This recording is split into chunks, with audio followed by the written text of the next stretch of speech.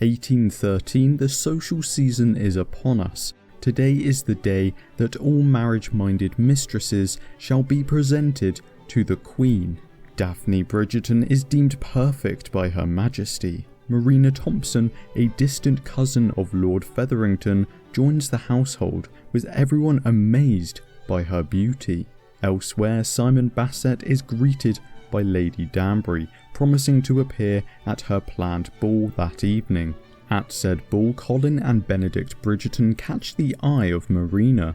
Daphne bumps into Simon, who her oldest brother Anthony knows from his Oxford days, referring to him now as the Duke of Hastings. Marina left quite the impression, receiving many more suitors than Daphne. It is Colin Bridgerton that wins the approval of Marina, however. Lady Danbury invites the Bridgertons to her box at an event, discussing plans to match Simon and Daphne together, with neither too interested. With his mother aware of the romance, Anthony breaks things off with Sienna, finding Daphne a husband in Lord Berbrook. Lady Featherington discovers Marina is pregnant, happy to be rid of her, but fearful of the backlash her daughters may face being associated with her. Disgusted with the suggestion of being with Lord Berbrook, Daphne and Simon plan to pretend to be interested in each other, much to each other's benefit. As the Duke introduces his son Simon Basset to the world, his wife passes away from blood loss. Penelope tells Eloise that a maid is pregnant, with them wanting to find out how without being married, seemingly thinking it impossible. Anthony promises Lord Berbrook Daphne's hand in marriage, assuring her and their mother that Simon has never intended to marry. As a child, the Duke deems Simon an idiot as he stumbles over his words. Lady Danbury promises to help her closest friend's son overcome his stammer. Simon reveals to Anthony how Berbrook tried to force himself on Daphne. Anthony warns Berbrook to stay away. Berbrook later taunts the Duke about his father, with Simon lashing out, beating the Lord. Now 11, Lady Danbury brings Simon to visit his father. He tells him of his studies, stuttering as his father looms over him. Nigel announces he has sought a marriage license, threatening to begin a scandal. Lady Bridgerton has her staff speak with Lady Berbrook's maid, attempting to find out their secrets. Berbrook had a son with one of his maids, sending them away, refusing to provide for them. Lady Bridgerton has the news passed around, reaching Lady Whistledown, who reports on it, resulting in Berbrook leaving town. With his father on his deathbed, Simon told him he vows he will never marry, never sire an heir. The Hastings line will die with him. Daphne awakens, dreaming of herself and Simon. There is no reply from the father of Marina's baby, as he is on the front line. Lady Featherington enters the room, announcing Marina must find a husband quickly.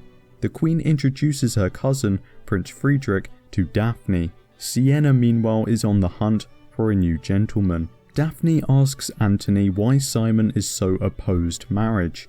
He reveals he was often alone, liking it, as he never knew his mother and never spoke with his father. Marvelling at a painting of Lady Basset's taste, Daphne and Simon's hands interlock. The Queen is frustrated with Lady Whistledown's latest report, critical of the crown, telling Friedrich to charm Daphne as she is this season's incomparable. Simon meets with Daphne, informing her that their arrangement is over, as she has many suitors now, including the prince, claiming they were never friends to begin with, announcing he is leaving the city soon. Anthony visits Sienna after one of her operatic performances. He misses her, but she rejects him as their circumstances and commitments haven't changed. Marina receives a letter from her lover, who disavows their relationship and the pregnancy. It was faked, however, by Lady Featherington, hoping it will encourage her to marry. At another ball, Daphne enters, catching the eye of the prince, who asks her to dance. Marina is scrutinised by a potential suitor, Lord Rutledge. With him wanting an heir, he is the only suitor who would not ask questions when she gives birth. The prince invites Daphne to watch a fight, with Featherington losing money betting incorrectly.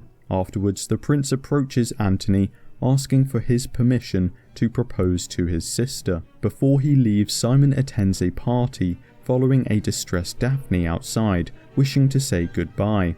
Anthony finds Daphne and Simon kissing outside, knocking his friend to the ground, ordering him to marry her as they are at risk of a scandal if someone had seen them. He refuses, with Anthony subsequently challenging him to a duel, in which he accepts. Lady Featherington returns home and looks through the Lord's drawers. Marina gushes to Penelope about Colin, unaware that she too likes him. Anthony goes to see Sienna, telling her of the duel. He will be free of his title and duties if he lives, meaning they can be together.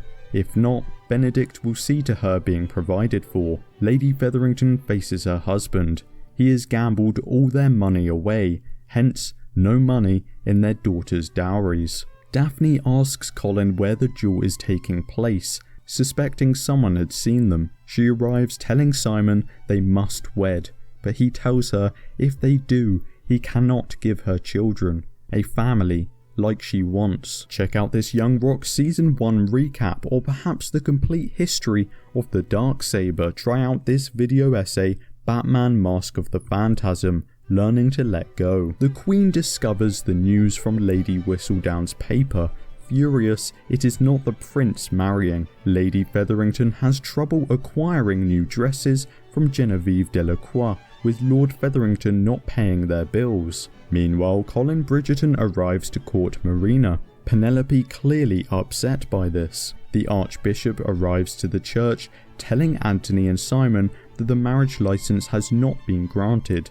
Lady Danbury says it must have been the Queen, taking the prince's rejection to heart. Benedict meanwhile attends a gathering of Henry Ganville's, flirting with Genevieve, finding Henry in the embrace of another man. Marina convinces Lady Featherington to give her until Saturday to convince Colin to propose, otherwise she'll marry Lord Rutledge. Simon and Daphne meet with the Queen, telling her of their love for each other, convincing her to give them the license. Colin asks for Marina's hand in marriage, and Eloise is overheard by the Queen, questioning Lady Danbury about Lady Whistledown. The Queen orders Eloise to find out who it is and report back. Leaving the city for their honeymoon, Daphne and Simon stay at an inn on their way to Simon's estate. They make love for the first time, with Simon ensuring there be no pregnancy. Simon and Daphne arrive at his country estate for their honeymoon as Lady Bridgerton's attention turns to Eloise, as she's the next in line for next season. Colin and Marina announce their engagement, much to the Bridgertons' displeasure. Lady Featherington hopes to convince the Bridgertons to bring the wedding forward so as to limit the suspicion when Marina eventually gives birth. Colin suggests to Marina they go to Scotland and be married in a matter of days. She agrees. Mrs. Coulson, meanwhile, briefly tells Daphne about Simon's past, about his mother's death and his father. Penelope, meanwhile, searches for Marina's letters from her lover, proving that they have been faked, most likely by her mother, but it does not matter to Marina as he has not tried to contact her anyway. After another night with Simon, Daphne questions Rose as to how one comes to be with child. The following night, she doesn't allow Simon to pull out, stating she hoped it was not true, that he lied to her. It wasn't that he could not have children, but did not want them. The latest paper arrives from Lady Whistledown, reporting Marina's pregnancy. Daphne tells Simon that her brother is involved in a scandal and must return home at once. Daphne arrives seeing her brother is distressed, promising to arrange a chaperoned visit between him and Marina. That night, Daphne asks what will happen to her and Simon. He responds that if she is with child, he will stay and provide for them. If she isn't, they are married in name only. Colin tells Marina that if she had come to him with her problem, he would have married her without a second thought, but instead she lied and deceived him. Daphne speaks with Marina alone, saying that she may be able to find the father, George. Lord Featherington approaches Will, friend of Simon's and fighter, offering to make them both a lot of money if he throws his next fight. Speaking that night, Simon tells Daphne that he swore to never have children. This makes Daphne angry as he made a vow to her also. It seems he hates his father more than he loves her. Eloise deduces that Lady Whistledown must be a tradesperson, someone who came to the Featheringtons' house regularly. Benedict pulls Henry to the side at a concert, asking what his situation is. He responds, saying that he is in love with Lord Weatherby. His marriage allows he and his wife their own freedoms. Eloise meanwhile updates the Queen on her theory, however is told her services are no longer required as she's hired the Bow Street runners to do a proper investigation, wanting to silence Whistledown. Going home with her brother Benedict, Eloise realises Lady Whistledown to be Genevieve as they pick her up. At the concert, Anthony sees Sienna holding the hands of another man.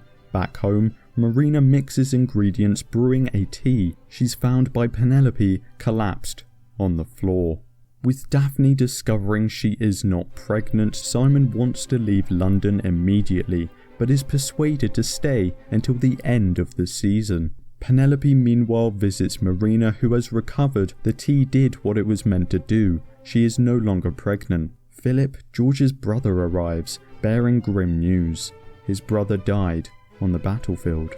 Lord Featherington attends Will's fight, placing a bet with Tom and Reggie, betting against him, giving them the deed to his house if he loses. Philip shockingly offers Marina marriage as he deems it his duty in honour of his brother.